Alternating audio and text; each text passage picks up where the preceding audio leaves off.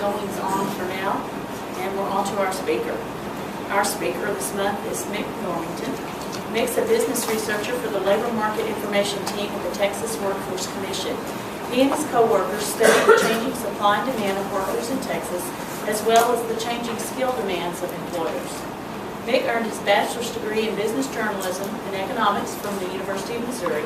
He earned his MBA from the University of Georgia, and he recently earned his master's degree in economic and workforce development from the University of Southern Mississippi. Mick also co-wrote the new book, Working Texas Style, which is the first book about the Texas labor economy and relies on Mick's more than 160 interviews with company CEOs, human resources, directors, business consultants, and other thought leaders across our state about how the Texas workforce is changing and how employers are changing their demands for workers. With that, Mick, let them tell us. Hi there. I am from the State Labor Department. I'm not an economist, so nobody has any reason to fall asleep over the next 25 minutes while I talk. I'm going to go through a lot of information. Scott has assured me that this is the brain trust of Hutto.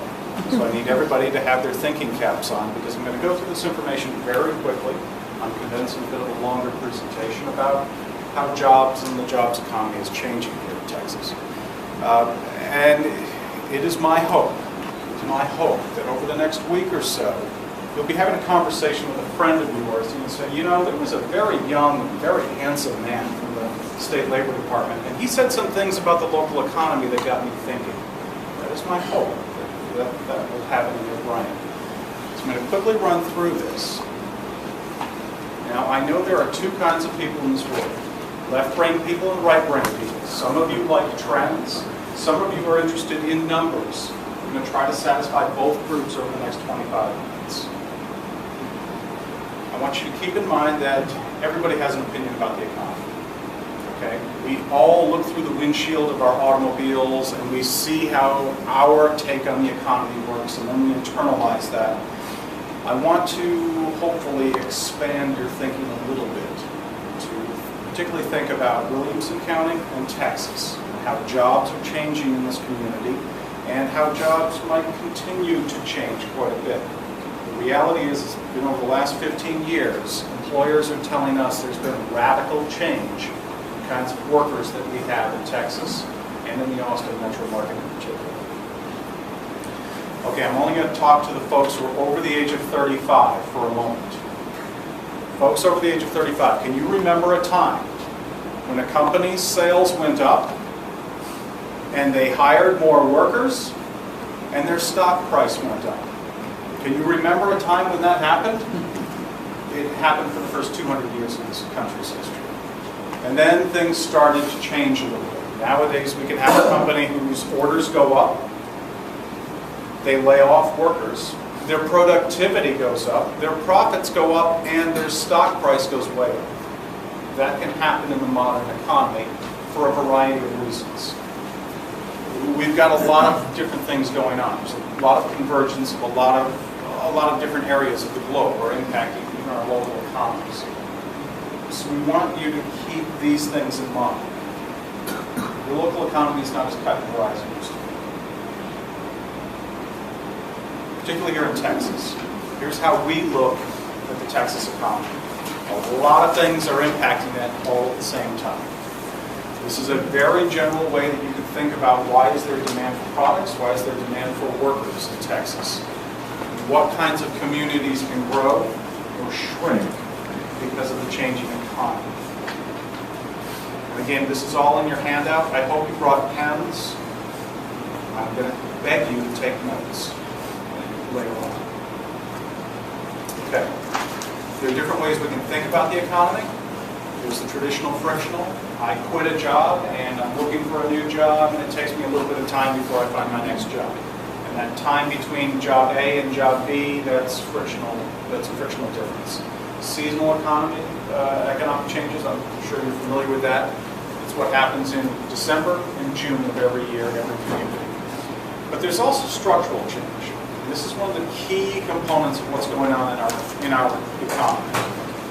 The skill needs of the employers can be different than the skill needs of the population. This is something that we're hearing from a lot of employers a lot louder and louder, which is we're evolving faster than the workers are evolving. Our skill needs are evolving much more rapidly than the skills of the workers and the skills that some colleges are training these workers in. This becomes a bit of a skills mismatch. I'm going to touch on this because this is one of those important components I want to get into your brain, percolate in your minds today. We also have cyclical or demand deficiency going on at the same time. I'm sure anybody who owns a business can understand the concept of a little bit less demand. A little bit less demand causing you to be a little bit more reticent about hiring, or maybe holding off on hiring, or holding off on raising wages. Here's the good news. The good news is you live in Texas. The other good news is that you live in Central Texas. Every month, folks, the chairman of the Federal Reserve looks at 2,000 economic indicators. The number one economic indicator out there is the unemployment rate. And if you take a look at this, the blue line, this is in your handout, the blue line is the United States. The red line is Texas. We're doing better than the rest of the United States. I took this chart back to 2006 because 2006 is an important time in Texas. For the previous 80 years, Texas always had a worse unemployment rate than the rest of the nation. For 80 years, until 2006. We flipped. And Texas has not looked back. The green line, the green jagged line, is Metro Austin. Metro Austin has always had a better unemployment rate than the rest of Texas. And Williamson County continues to do rather well. This is a very good place to be. And I want to stress, you might want to count your blessings. That of all the places to be in the United States, this is really one of the best places in America. Most counties in America would give their left arm to have an economy as good as you have here. Okay, I just want to give you a little bit of idea about job growth, a little bit of wage growth. This is Texas, and a little bit of growth in number of private employers. This is something we care about. This green line is something that workers care about, and this blue line is something that services companies care about. We are getting more companies, getting more workers, and getting more companies in Texas. This is critical. It's not dramatic growth, it's growth. That's very important. And here's what it looks like for Williamson County. Okay? And again, this is the number of companies. This seems to be trending up here. That's not the case for half the counties in Texas. You guys are doing better than most of Texas. The blue line here is number of employees. The green line is wages.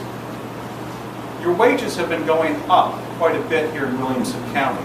And that is definitely not what's going on in the rest of Texas. Wages are going up quite, well, not dramatically, but they are going up. And I'm sure you all are going to have some of your own thoughts about why that's happening. Here's your workforce. The red bar is the number of people who are either working or willing to work in your community. The black line, everything below the black line, these are people who actually have jobs, who are employed. Everything above the black line is unemployed people. This is important. Williamson County has a little bit of a growing number of unemployed workers. This is a key issue in Texas. At the moment, we have just over 1 million unemployed people in Texas. Now, to put that in perspective, again, I'm going to talk to the folks over the age of 35. If you remember 1986, 1986 was the oil bust. 1986 was perhaps a depression in Texas. We had 520,000 unemployed people in Texas. That was the worst the Texas economy has ever gotten. We're in a different economy now, but we still have an issue with unemployed workers. It's something that concerns us at my office. Again, the best places in America to be is right here. We still have an issue. We still have an issue.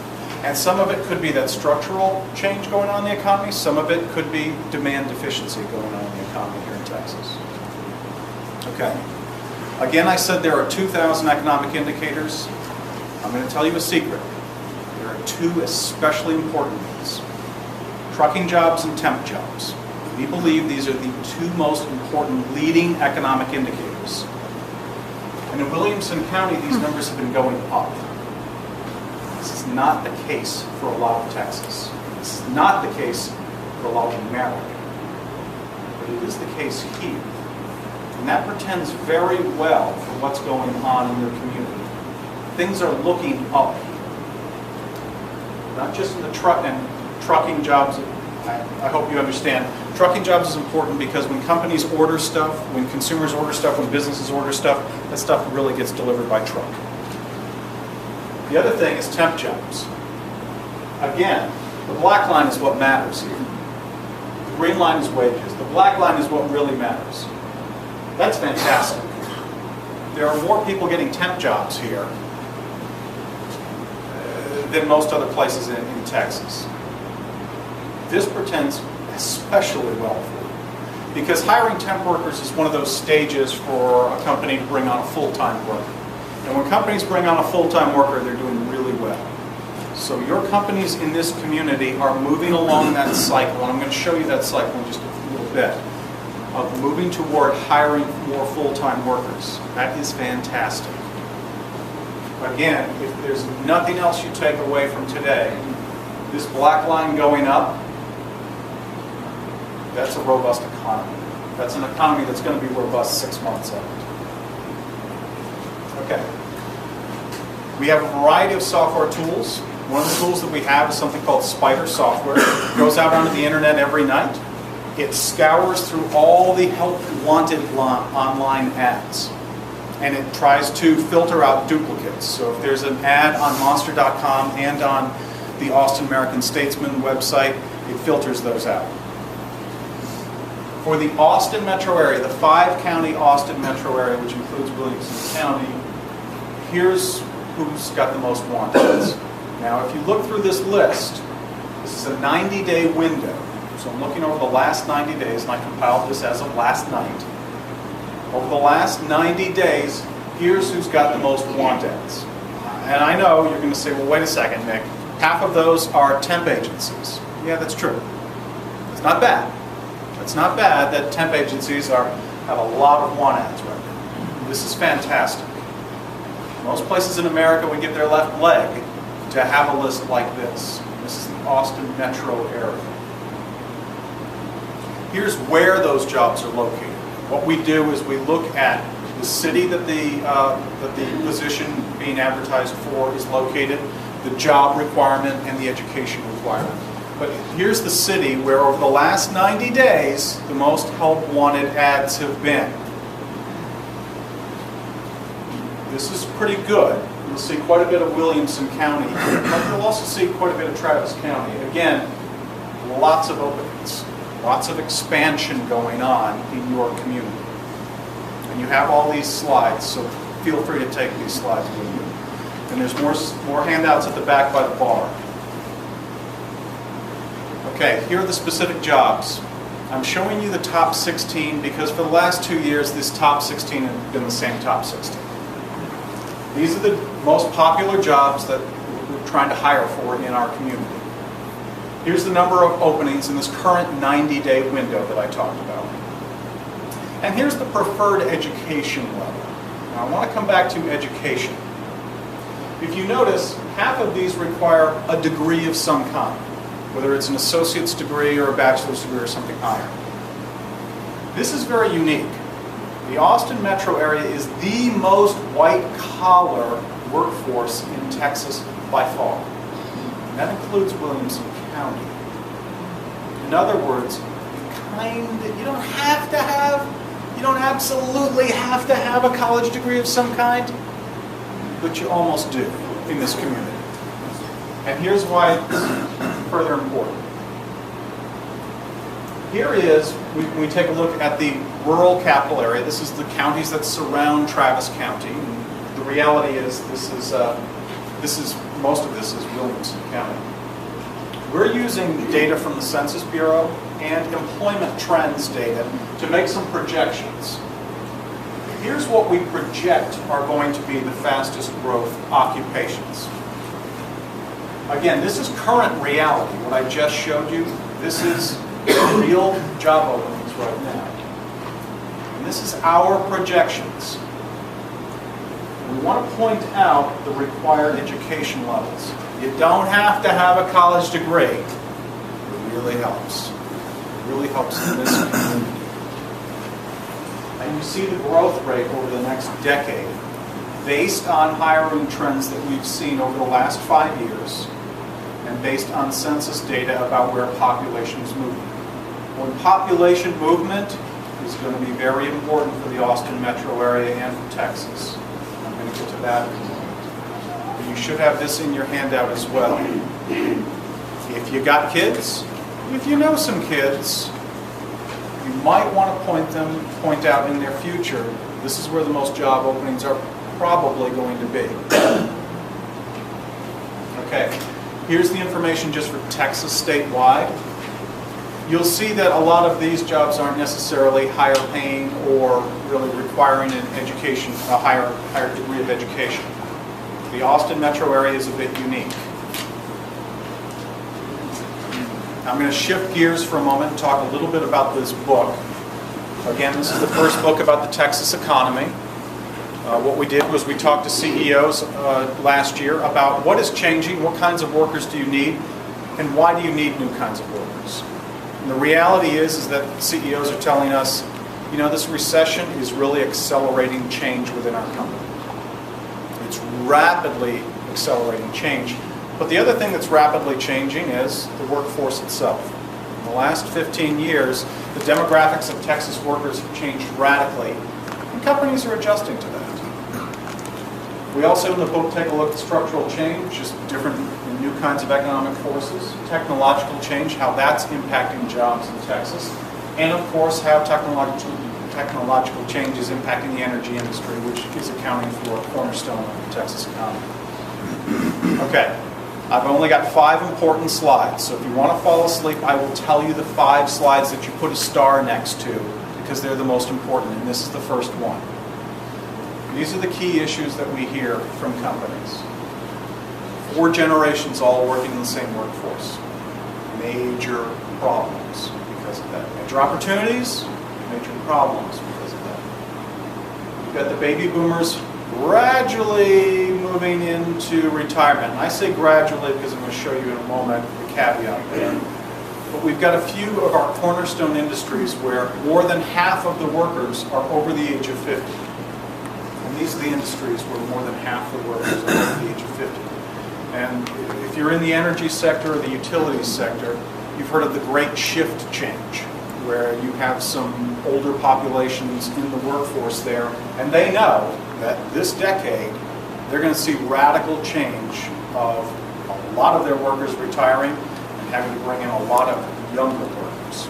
And they know that that great shift, that great employment migration is going to cause a lot of change within their organizations. It concerns them.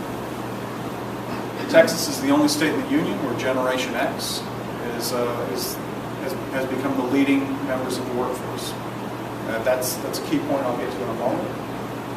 Again, the last 15 years, a whole lot more women in the workforce, a whole lot more Hispanics in the workforce, a whole lot more Asians in the Texas workforce, a whole lot of change. And the employers say, we're seeing a whole lot different kinds of people apply for jobs. We don't have a problem with it, but some of our workers do. And this becomes an issue because change creates opportunity. Change also creates friction within an organization. Okay, a quick pop quiz. Talking about knowledge transfer. The issue of knowledge transfer is the #1 issue that CEOs tell us is a problem for them. What that means is the experienced workers who know how to get things done aren't good at talking to the younger workers who don't know how to get things done. Does anybody want to guess what percentage of companies out there, the HR professors in Texas and Mick Normington have found, who adequately tackle the knowledge transfer issues? Anybody want to guess what percent? 10. 10%. Any other guesses? Well, it's 0%. We have not found a company who says they have adequately addressed the knowledge transfer issue. And I'll elaborate on that in just a moment.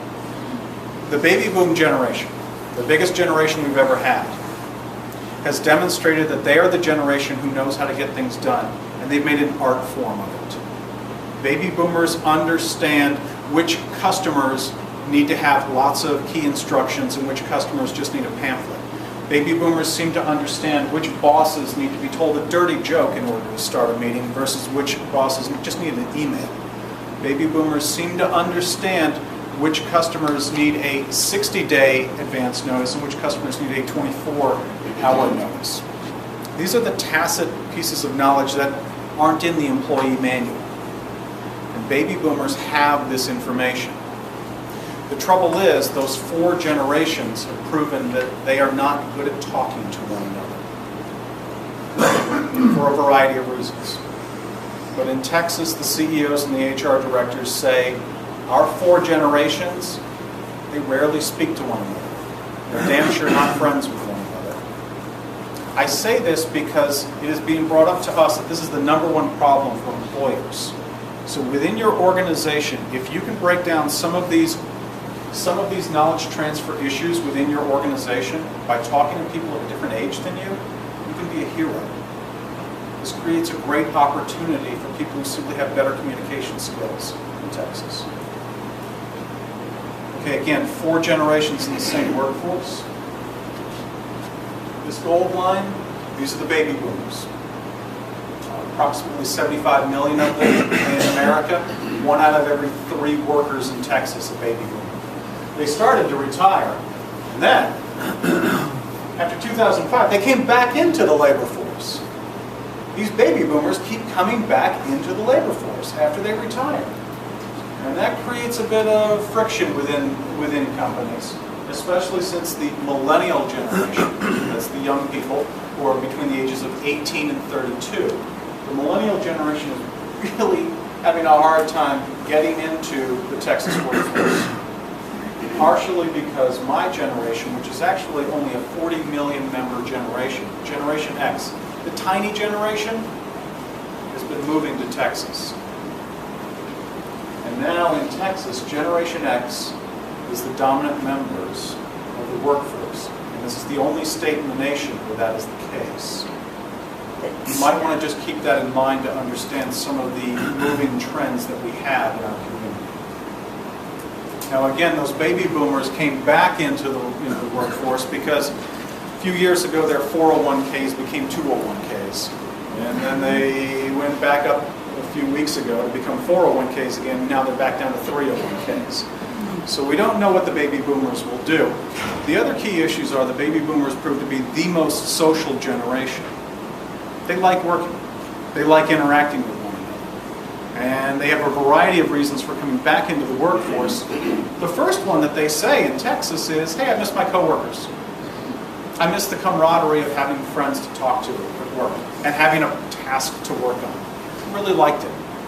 Oh, and I'd like to add to my retirement savings as well. But again, these baby boomers dominate our workforce. They're like a pig that's been swallowed by a snake. It's gradually moving through the snake, just like the baby boomers are gradually moving through the history of work in Texas. Here's that same chart without the silent generation. The silent generation was the first of those 4 generations. Silent generation are people over the age of 66, basically 66 to 80. And a lot of them are still in the Texas workforce. A lot of them are still working. Again, then you have the baby boomer generation. And the baby boomers, by the way, you're really talking people between the ages of 48 and 65. 65. When they're supposed to retire. But they're not. Again, that's a trend that is showing no sign of changing in Texas. The red line here is Generation X. The green line is the millennials. This is an issue because for people in their 20s, their unemployment rate is around 30%. No generation since the Great Depression has ever faced that tough of a labor market as the millennials. And you can decide for yourself why the millennials are not breaking into the workforce, particularly here in Texas, for a variety of reasons. when I hear from baby boomers, they say, yeah, well, most of them live with their parents. 40% of millennials are living with mom or grandma.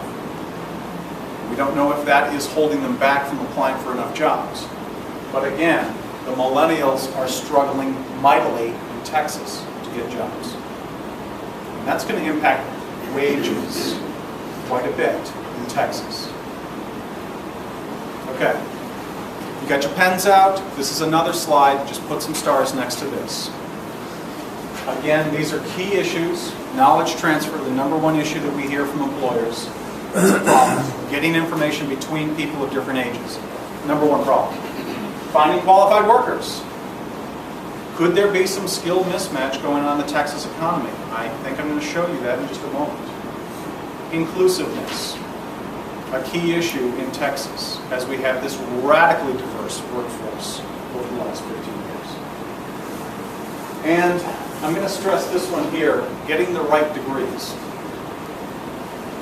Not every degree is equal to every other college degree, particularly in the modern workforce, particularly with companies who want different kinds of skills, just in the last 4 years, who want radically different kinds of skills. Again, we have some employers who have said in the last few years, that's it. To get any kind of job, you have to have a college degree. CenterPoint Energy is stressing, you can't be a janitor at our company if you don't have at least an associate's degree. It is the most important gateway to get into our organization. We have to have some way to filter out the thousands of job applications we get. And having completed a degree is becoming the number one filter mechanism. Everybody knows that not every job requires a college degree. It has become the number one filter mechanism for employers in Texas. Okay, this is the toughest slide I have. I hope you've got your thinking caps on. This is another one of these slides that I want you to put a star next to. WIT is work in Texas.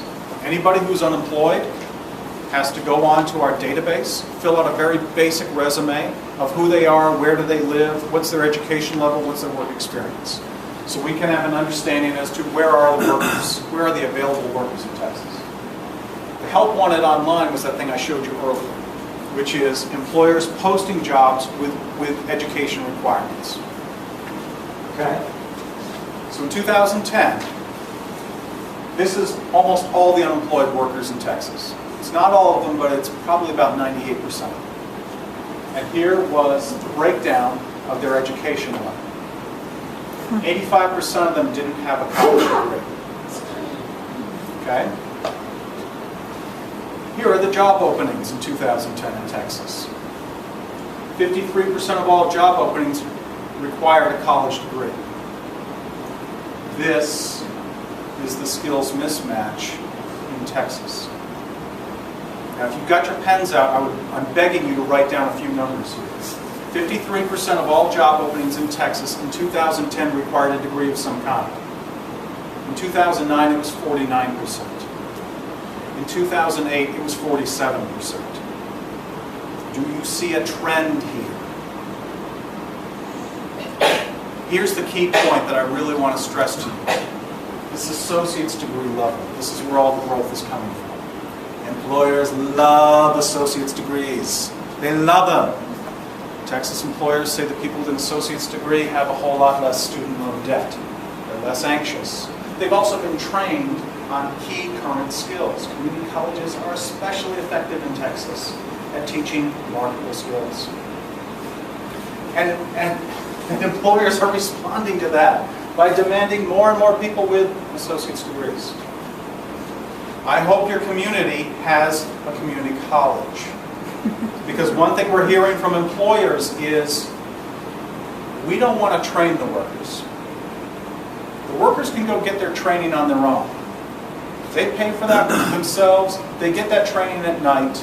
They get that training on weekends. The workers are responsible for their own training. We're going to require new kinds of skills. We're going to rapidly require new kinds of skills. But we're not going to have an in-house training department. We're going to outsource that function to the employees themselves. So I hope you've got a community college in your community. Something that's an efficient way to learn new kinds of skills at a good price. Because that's the future here in Texas. Okay, I got to interview a whole lot of CEOs. This guy was particularly interesting. I said, Mr. Dell, what kind of workers do you need? What kind of skills do you need? He said, you know something, the biggest issue? Americans are way too focused on grades. Because American parents are way too focused on grades, kids aren't taking the hard classes. We don't care about grades. We want them to understand the basics of calculus. We need people who understand science. We really need people who understand statistics. But kids don't necessarily want to take those. University of Texas 2 years ago had this grand experiment. They would pay you $100 to take a physics class. And they said, yes, the average grade in a physics class, the average grade in Physics 101 at UT is a C. But we're going to pay you $100 to take it. The reward failed. Nobody wanted to take them up on $100 in order to get a C and learn something that would be very valuable. And Michael Dell is seeing that in the workforce. And he's seeing that as a reason why he has to bring more foreign workers to Williamson County. Okay. Again, if you've got anybody who's thinking about going to college, something that might be of interest to them. Here are the 35 most popular degrees. In the middle, the grads. This is the supply of people who got that degree in 2009 in Texas. And this far right column, this is the average annual earnings of those people with that degree in 2010. Okay, so you following me? This was the degree. This is the number of graduates. This is what the market paid them. It's not a pure supply and demand presentation here, but I'm hoping to get you thinking. Here's our problem. Number 31. Number 31 is a big problem for us. It's by far the fastest growing major in Texas. All kinds of kids are running to school to get their bachelor's degree in psychology. Why? We don't know. Maybe it's Oprah, maybe it's Dr. Phil, we don't know. Do you want to guess how many job openings there were that required a bachelor's degree in psychology last year in all of Texas? For 5,000 graduates. I'm not saying a bachelor's degree in psychology is a waste of your time. College, we all go to college for different reasons. Some of us go to college to expand our minds. Some of us go to college to meet girls. Some of us go to college to prepare for a new kind of job and a new kind of career. We all go to college for different reasons. But the cost of college has never been higher. Okay? The average student who gets a bachelor's degree in Texas comes out of college with $21,000 in student loan debt, which is one of the lowest in America. It's one of the lowest in America. The average in America is about $26,000. So we're doing great here. But starting your life with $21,000 in debt that you cannot get rid of is a major drag on our economy. It limits your choices of what you do in life and what you can buy, where you can go. Debt is a drag. Okay, bringing this up, I assume a few of you know some young people.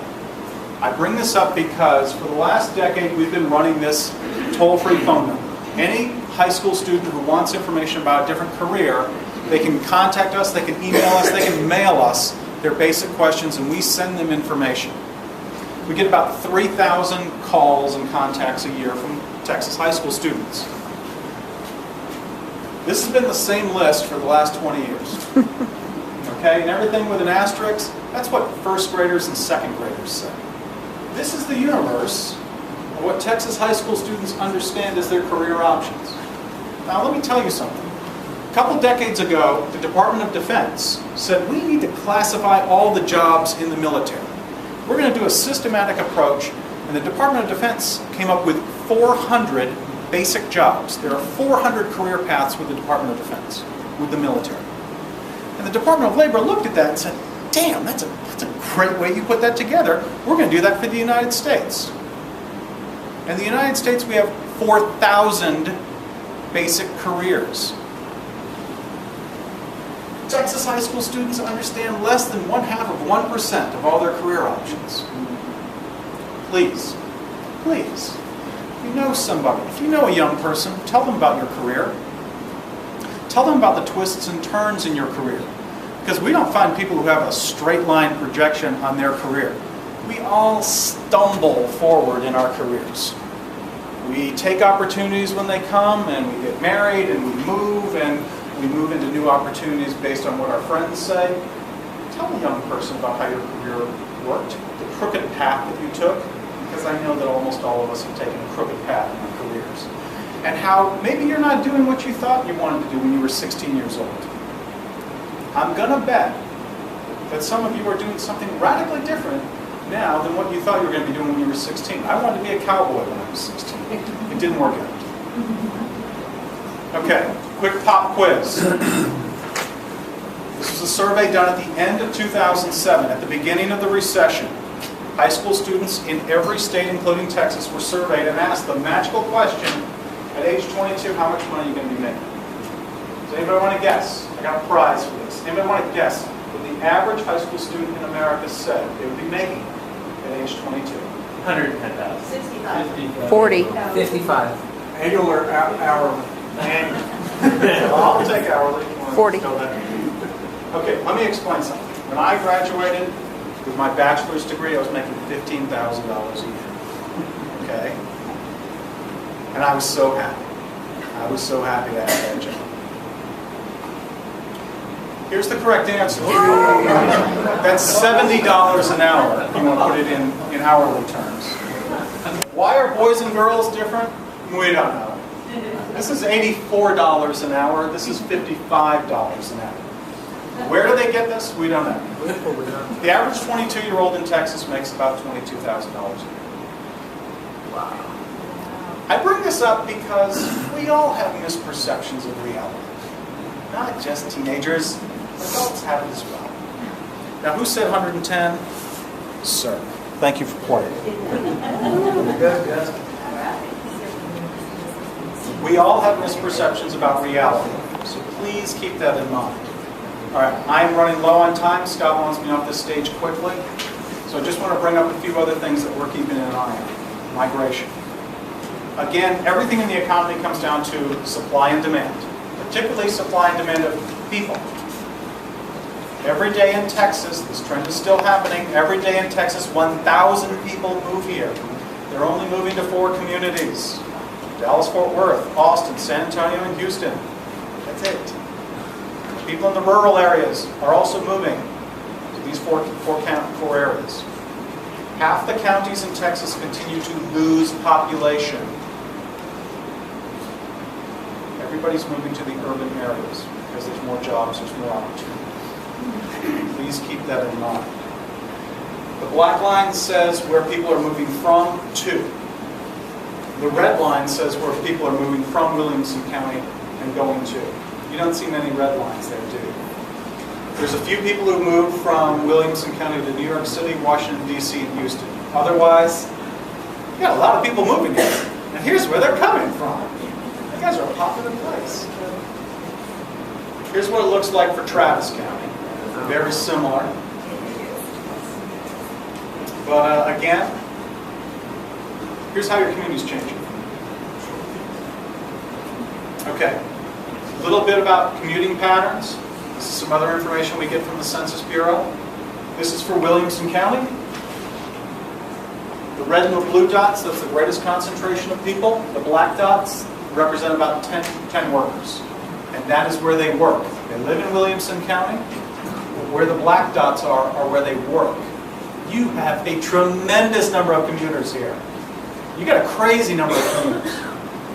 I say this because we had a presentation from some logistics organizations in Texas a few months ago, and one of their key points was, well, a lot's going to change in Texas, particularly along the I-35 corridor, when in June of 2012, gas goes to $6 a gallon. That's going to radically change local economies.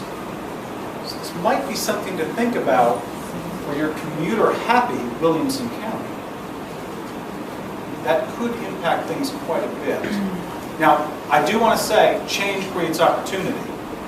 When gas goes to $6 a gallon, we're going to see more distribution centers. They're going to be smaller, most likely, but we will see more distribution centers. We will see more job openings for truck drivers. Shorter distance truck driving, but more openings for truck drivers. Change creates opportunity. And we're bound to have a whole lot of change next year. Okay, just some basic information about where your Williamson County residents are commuting to. You want to look at it from a little bit of a closer view? Here's how we look at it. Here's the basic breakdown. Most of your people are still staying within 10 miles.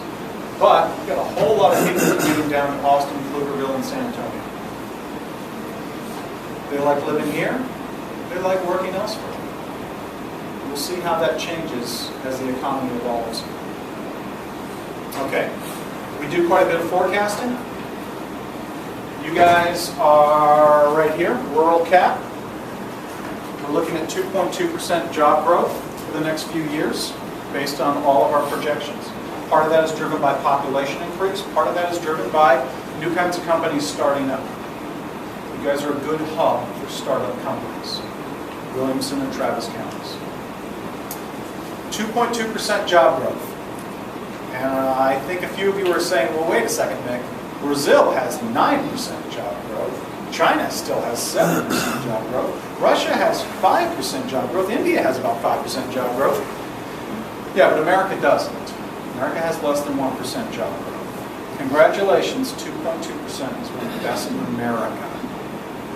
This is one of the best numbers. Congratulations. This is our new reality. Okay, I'm going to tell you a quick story. We'll be wrapping up really quick. I'll tell you two quick stories. When I run around the state, I talk to folks at the workforce solutions offices, the unemployment offices. And I ask them, tell me about the local economy, what kinds of companies are hiring, what kinds of companies are laying off, what kinds of workers do you have here? For the last 4 years, when I talk to my coworkers out in West Texas, they all tell me the same story. Guy walks into the unemployment office, says, I just got laid off. Don't worry, I'll probably get pulled back. But I need to find a job where I can make $125,000 a year. And they say, okay, can you fill out this information and make sure you tell us your education level? Well, I dropped out of high school at age 16, or I got a high school diploma, that's it. And the woman at the unemployment office says, well, you qualify for jobs at Walmart. Those jobs pay $17,000 a year. The fellow says, I've been working out in the fields, making $125,000. In my bad years, I was making $60,000. I've got a ranch house, I've got a pickup truck, I've got a bass boat, I've got a ski doo, all of which I got to pay for. I've got a big monthly nut. I'm at low interest rates, but I've got to pay that nut. I've got to make over $100,000. She has to explain, well, the oil and gas companies are hiring, but you have to have an associate's degree. And then the man starts yelling, getting really loud, and they have to call security. And that story happens over and over and over and over in Texas. I'm going to tell you another story. This is when I talk to my coworkers, particularly in San Antonio, but it happens elsewhere as well. I say, what's going on? I see you guys are creating jobs. You see a whole lot more want ads in San Antonio. They say, yeah, but the locals aren't getting those jobs. I say, come on. They say, no. We've got a lot of people coming from California and Arizona. They have work experience and they have a college degree of some kind. And they're willing to work cheaper in Texas because the cost of living is so much cheaper here. So our unemployed workers who have a little less education, a little less work experience, are not getting the jobs because those new jobs are being taken by non-Texans. That's the loudest story I've been hearing for the last year and a half. That's a major issue. And that really helps illustrate the changing economy that we have. Please, please keep that in mind. Changes happen. You can change. This is my joke. This is how I lighten the mood. Very few people invite me to speak because it's, the economy's a bit of a down. Good. Thank God I got a few people to smile. Okay. 7 stages, or the 9 stages of hiring. And Any employer tends to go through these 9 stages in this sequential order. When they see their orders going up, or more importantly, when they have the anticipation of orders going up, they start to move through this list. Keep this in mind. Again, I want to come back to that wonderful chart that I showed about temp job hiring going up in Williamson County. That's fantastic.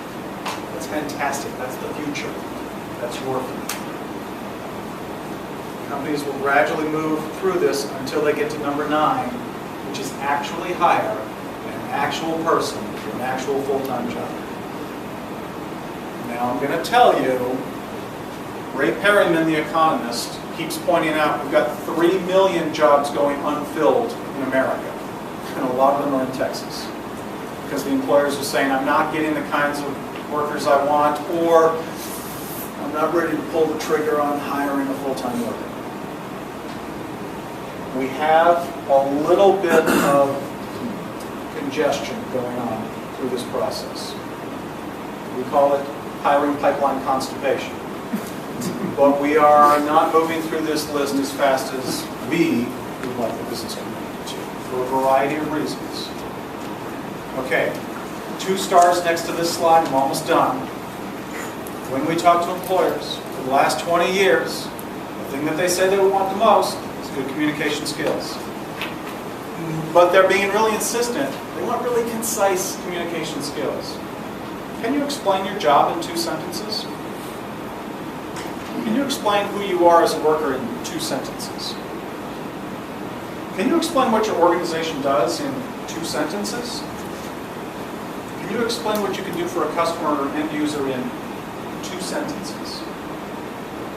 Can you send an email that is not more than 5 sentences? I hope the answer to all these is yes, because this is what employers are telling us they want. Everybody says they're a good communicator, but employers are telling us most people really aren't a good communicator. Please keep this in mind. Critical thinking skills, this is important. Critical thinking skills, a key issue here is, can you digest this presentation and even understand the things that you disagree with? But understand a lot of different kinds of concepts, and understand sequential orders and logical conclusions. Technical knowledge.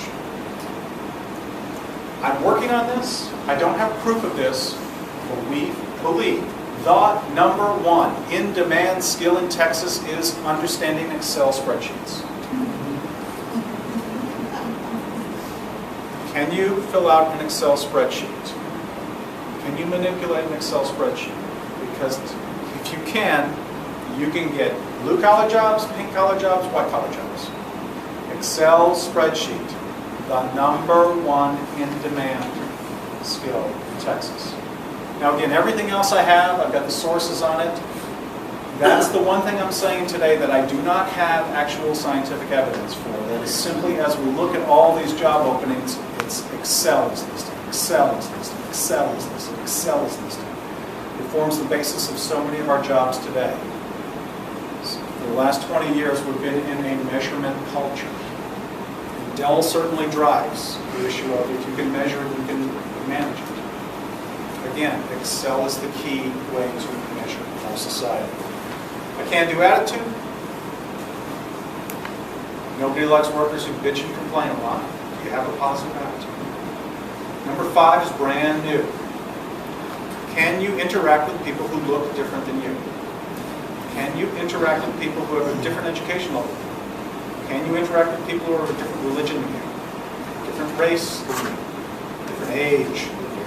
Can you? When you go for job interviews, do you have those stories about working for a Hispanic woman who was younger than you? When you go for job interviews, do you have those stories about working for somebody from a different country? Do you have those stories about how you've interacted with those different kinds of people? Because employers are saying, we want people who have experience working with different kinds of people. Because the Texas workforce is radically diverse. Okay. If there's anything else you can do, keep this in mind. These are our one-stop career centers where you can go and get neutral feedback on your resume, apply for jobs, apply for that massive database, the Work in Texas database, which has job listings all over the state that are updated every day. I know that everybody is 1 degree removed from somebody who's been unemployed for more than 6 months. It's your mother, it's your brother, it's your sister, it's your best friend from high school, it's your college roommate, it's your best friend from 3 jobs ago. Every single one of us is only 1 degree removed from somebody who's been unemployed for more than 6 months. Be a good friend and tell them to go here. Here are the addresses. They can get neutral feedback, they can get into the database, and they can get moving. The other great structural problem we have in Texas and in America is 45% of the people who are unemployed have been unemployed for more than 6 months. And they hole up in their den, blasting out emails with their resume attached to it. That's a complete waste of time. They're not thinking through finding a new job in a skillful way. And they're getting really depressed. And they're getting really angry. Be a good friend and tell them where they can go and get some help for free. Okay. A lot of you have bosses. Every boss is going to want to know, hey, why are you late today? Oh, you were at that EDC meeting? Well, what'd you learn? Well, boss, here's 3 things I learned. Tell your boss 3 things that you learned, your boss is going to like it. 3 things to hold on to. Here's the real things I want you to take away. Number 1, the Texas economy is doing better. Count your blessings. It's a whole lot worse in most of America. Texas employers are demanding more kinds of degrees. Keep that in mind for your loved ones, for yourself. You don't have to get a master's degree or a doctorate, or even a bachelor's degree. An associate or a new kind of licensing or certificate program is very much in vogue now with Texas employers. Texas employers are demanding better communication. Practice your communication skills with your friends. Practice with people who you trust. Go to Toastmasters. Do something to improve your communication skills. Overcome knowledge transfer constraints. Make friends with somebody who's different in age from you. If you can break down those age barriers, you will be a hero in Texas within your organization. You'll become so much more effective. Finally, help people in your life who are unemployed. Give them some support. When you're unemployed, your friends and your family members go down 2 paths. Half of them don't want to speak to you anymore because they feel awkward, and half of them just want to give you terrible advice about how you should be finding a new job. Not that you have any basis to give them that advice. Be the middle friend who says, let me hear about how you explain yourself, and let me send you to some places where they can help you as well. Be a good friend to those unemployed people in your life. Okay.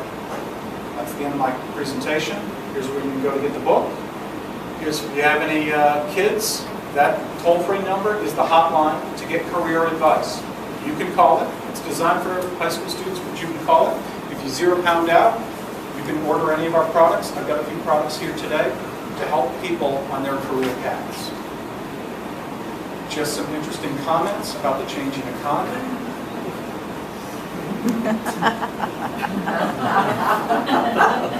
2 laughs. That's twice as many laughs as I normally get. Twice as many laughs as I normally get. And again, keep in mind the economy is going to continue to change. It's going to continue to impact each and every one of us. Okay. And with that, I really appreciate your time. Scott, thank you very much. Obviously, they are pretty smart, like you said. Thank you very much for your time, and hopefully I'll see you later.